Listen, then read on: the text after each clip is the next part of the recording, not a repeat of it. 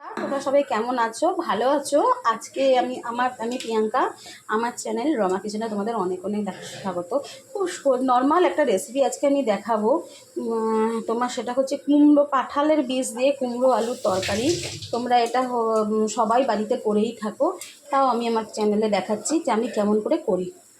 এখানে কড়া বসিয়ে নিয়েছি, এখানে তেল দিয়ে দেবে, সরষা তেলে হবে, সাদা তেলে করবে। সরষা তেল বা সাদা তেলে করবে, সাদা তেল দিলে বেশি ভালো লাগে, আমারই বলতে ভুল হয়েছে, সাদা তেল ভালো লাগে, তাহলে একটু সাদা তেল দিয়ে দেবো।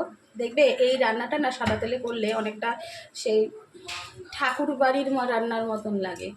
এবার দেবে আমার মা পাঁচফোড়ন।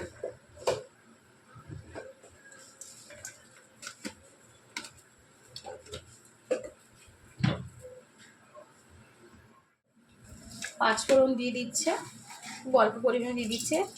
এবার তেলটা গরম হলে এইগুলো দিয়ে দেবে, এই যে কুমড়ো আলু দিয়ে দেবে।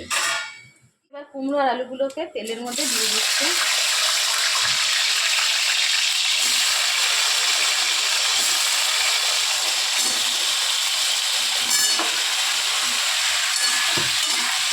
ভালো করে নেড়ে নিচ্ছে, ভালো করে ভাজা ভাজা করে নেবো, দিয়ে এর মধ্যে কাঁঠালের বীজগুলোকে দিয়ে দেবো, কাঁঠালের বীজগুলোকে দিয়ে দেবো।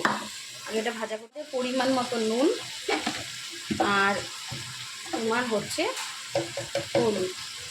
হলুদ এটাকে একটু ভালো করে একটু নেড়ে নেব, নেড়ে এটাকে একটু ভালো করে ভাজা ভাজা করতে দেবো।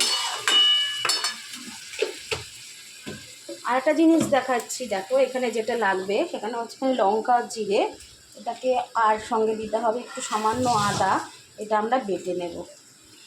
এখানে এটা ভাজা ভাজা করে নেব, এখানে এটা আমরা বেটে নেব। আমাদের অনেকটাই ভাজা ভাজা হয়ে এসছে, আর একটু ভাজা ভাজা হবে, কিন্তু তার আগে দিয়ে দেবে এই যে কাঁঠালের বীজ। কাঁঠালের বীজ তোমরা কারা কারা ভালোবাসো কমেন্টে জানাবে।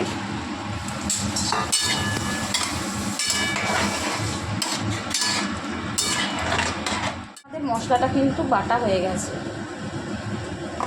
মশলাটা দিয়ে দিচ্ছি। মশলাটা দিয়ে এবার ভালো করে আমরা কষে নেব।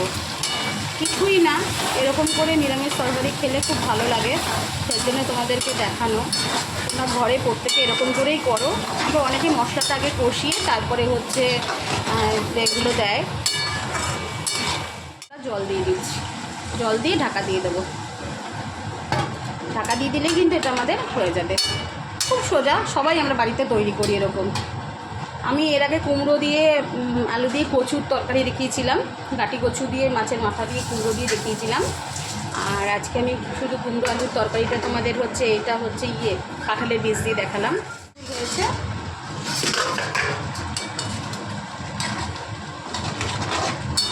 কতটা সদ্য হলো, কতটা হলো দেখি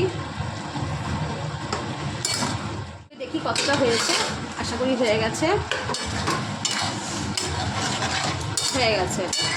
দিয়ে দেবো অল্প পরিমাণে চিনি দিয়ে নামিয়ে দেবো।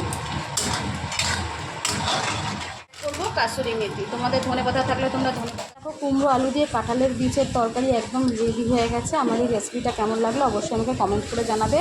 আর ততক্ষণের জন্য টাটা, কালকার একটা নতুন রেসিপি নিয়ে।